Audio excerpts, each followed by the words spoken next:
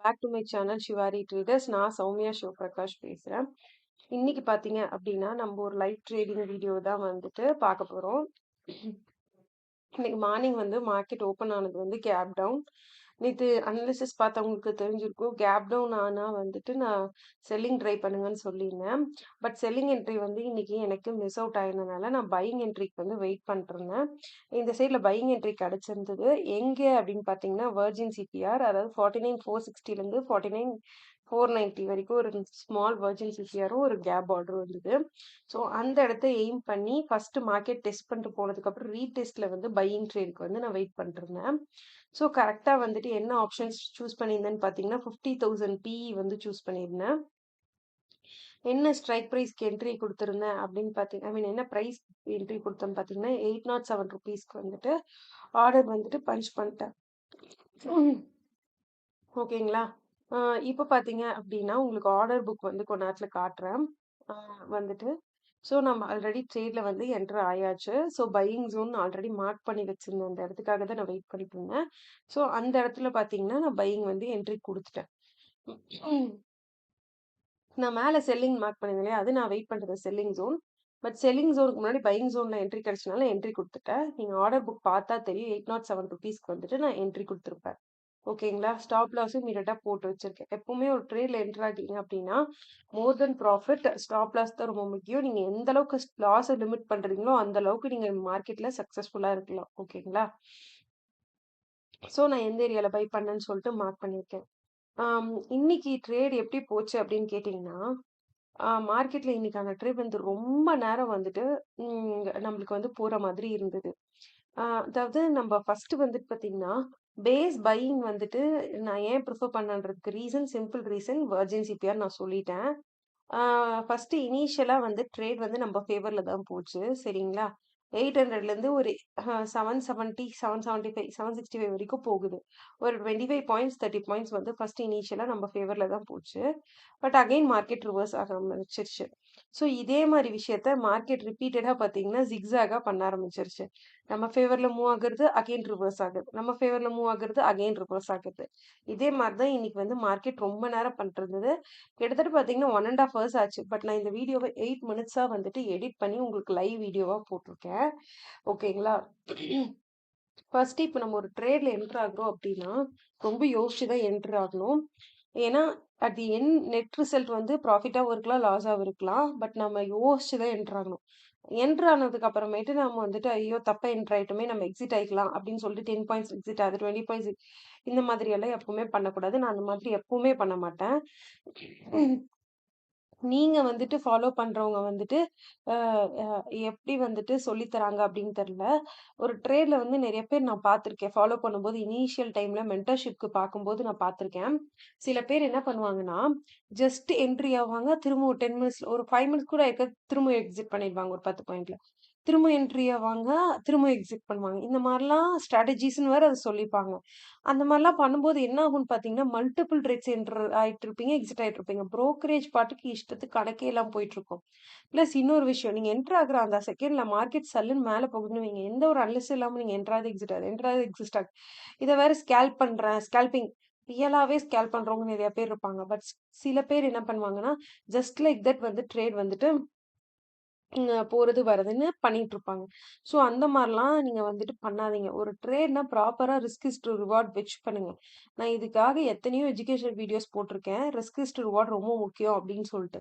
So இப்ப பார்த்தீங்கன்னா, நம்ம ட்ரேடும் தெரியும். நான் என்டர் ஆனதுக்கு அப்புறம் பார்த்தீங்கன்னா, பாருங்க, நாம என்டர் ஆன கேண்டில் வந்து கிட்டத்தட்ட வந்து பார்த்தீங்கன்னா, 11:35 கேண்டில். ஆனா நம்மளோட ட்ரேட் இப்ப போயிட்டு இருக்கிறது 1:00 கேண்டில். 1 1/2 ஹவர்ஸ் சாலிடா ஆயிட்டு இருக்கு. 1:00 கேண்டில கிராஸ் பண்ணி நம்ம போயிட்டுருக்கோம் 15ல. அ பார்த்தீங்கன்னா, நம்மளோட என்ட்ரி பிரைஸ கிராஸ் பண்ணிருச்சு. ஸ்டாப் லாஸ்க்கு ஜஸ்ட் 17 பாயிண்ட்ஸ் அவேல தான் மார்க்கெட் இருக்கு. எனி டைம் நம்மளோட ஸ்டாப் லாஸ் வந்து ட்ரிகர் ஆகலாம்.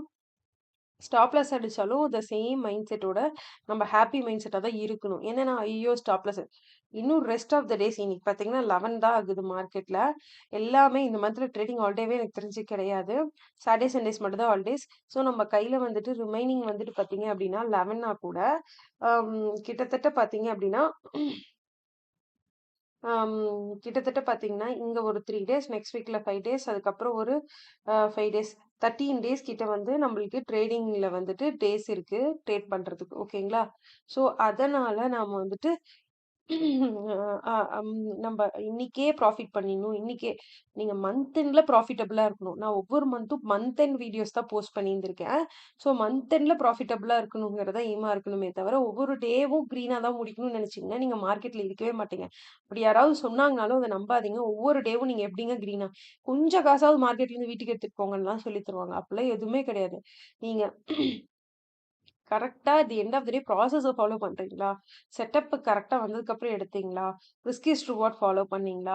டிசிப்ளின் ஃபாலோ பண்ணீங்களா? மணி மேனேஜ்மென்ட் இதெல்லாம் தான் ரொம்ப முக்கியம். இது கண்டிப்பா உங்கள ஒரு நாள் சக்சஸ் கூட்டு போகும். ஸோ நான் இதெல்லாம் ஃபர்ஸ்ட்டு நானும் ரியலைஸ் பண்ணாம தான் இருந்தேன். ஒன்ஸ் இது எப்ப ஃபாலோ பண்ணனோ அப்பத்துலருந்து நான் ப்ராஃபிட்டபிளா இருக்கேன். ஸோ ஒன்ஸ் நீங்க பேஸ் ஸ்ட்ராங்கா ப்ராஃபிட்டபிளா இருந்தீங்கன்னா மட்டும் தான் நெக்ஸ்ட் ஹையர் லாட்ஸ் போ முடியும். அதுக்கப்புறம் ஒன்ஸ் நீங்க வந்து பிக் மனியே பார்க்க முடியும். எதுவுமே இல்லாம ஸ்ட்ரெய்ட்டாவே பிக் மனி பார்க்கணும்னா, அதுக்கான மைண்ட் செட்டே உங்ககிட்ட இருக்காது. ஸோ அந்த மைண்ட் செட் வரணும்னா, நீங்க பேஸ்லேருந்து ஒர்க் பண்ணணும்.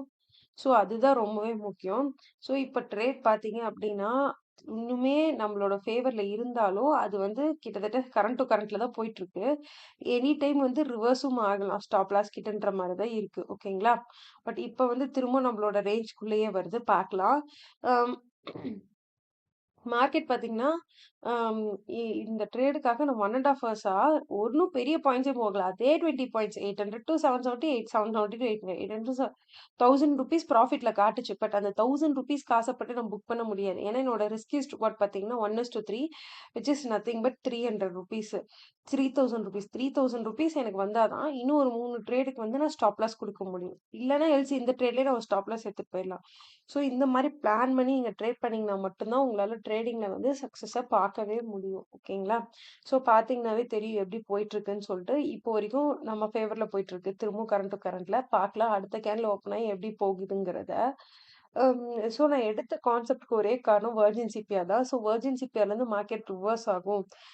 அப்படிங்கிற ஒரே காரணத்துக்காக தான் ட்ரேட்ல என்ட்ரி குடுத்தேன். பட் மார்க்கெட் வந்து ரொம்ப நேரமா அதே இடத்த வந்து ஹோல்ட் பண்ணிட்டுருக்கு. செல்லர்ஸும் வந்துட்டு கீழ மார்க்கெட்ட கொண்டு போக ட்ரை பண்ணிட்டுருக்காங்க. பையர்ஸ் வந்து வெர்ஜின் சிபிஆர் வந்து ரிவர்சலுக்கு ட்ரை பண்றாங்க.